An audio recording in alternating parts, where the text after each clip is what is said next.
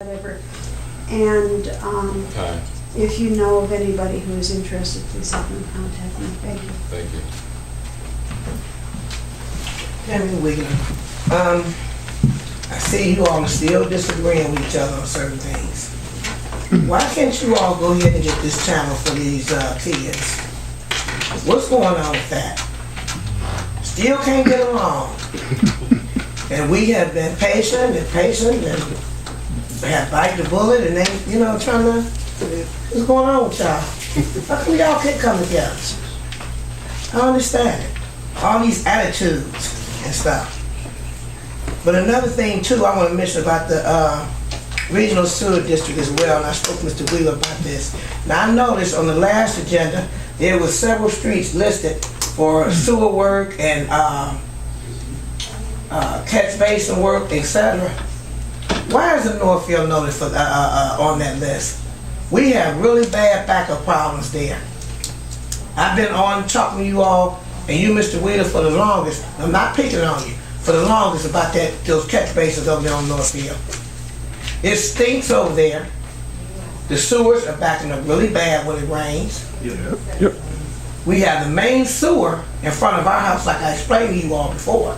It has not been snaked out for years. I don't know what else to say. I've spoken about also these big holes up further Northfield, which I shouldn't even talk about because I don't live up there. But because of the fact that I live on the street and I'm a concerned resident, I keep bringing this to your attention. So I mean, what's it going to take for somebody to fall in the holes and kill themselves?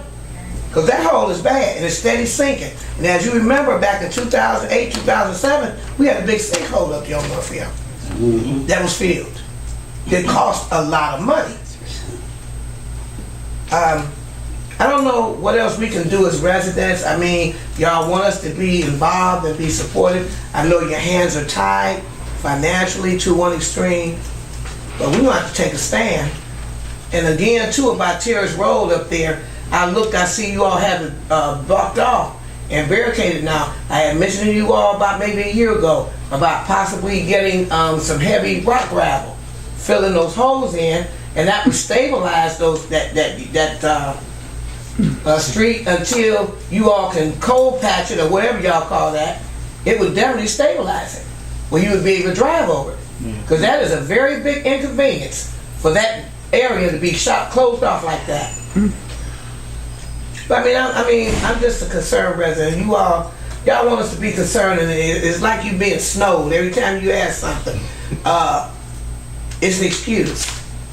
It's been 4 years now. Same old stuff over and over again. And then you wonder why everybody leaving the city. This is why.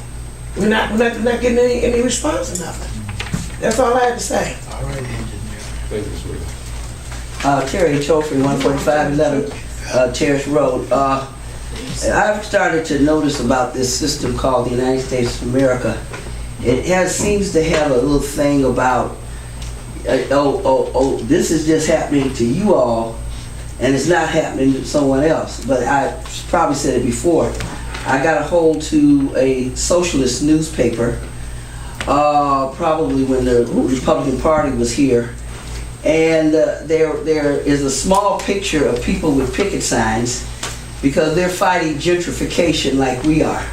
They're a predominantly black city. They've been fighting the banks and I don't know who. I keep saying I'm gonna bring it and I don't.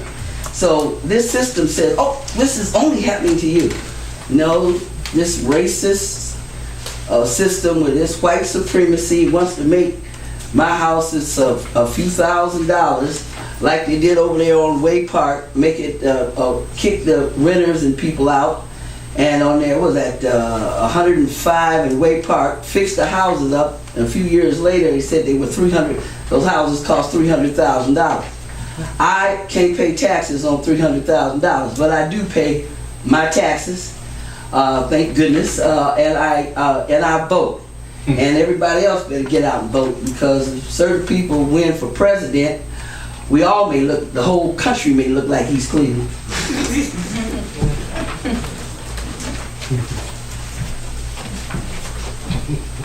Hi, I didn't come to speak. I can't introduce myself. My name is Beverly Goldstein. I'm running for the U.S. House of You can't do Representatives. that. That's not appropriate for You the can't do And I have that. material council that I'd meeting. like to give to you when you leave the building. You can't do that. This is something weird. Not political. I'm actually gonna speak in front of you guys. I know you're happy. I'm talking about the domestic relations situation that happened down there at the Noble Road dump, where the guy that came in Snowball, he called himself Mike Riley, remember that? He came in Snowball and made him believe he was running the whole thing.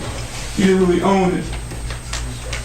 The lady who owns it down there has decided, because of some domestic situations, or issue a restraining order. Our Chief Cardilli, responded to the call.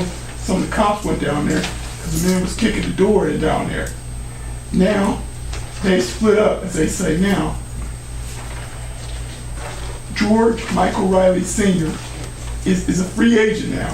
He's telling us that he's going to open up down the Eddy Road. He's going to open up another place. He's going to open up down there. And we're going to sit back and go through this again, two dumps? Really? You guys need to pay attention a little bit to what's happening. Because they have split up, and they're still, the dump is, we were up there. You know, I want to talk about my boys. That came from the dump going down there. So I don't care, Mr. King, to laugh. You had a bad day, but I brought you some laughter. And I'm glad I brought you some laughter, sir. But, you know, you guys complain about stuff, but the people are speaking. Everybody's watching you. That's all I want to tell you. But watch out for the domestic relations situation happening now.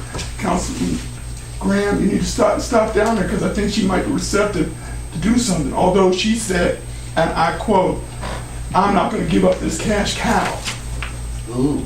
That's what she said in her words. Ouch. But I think that she might be flexible to do something.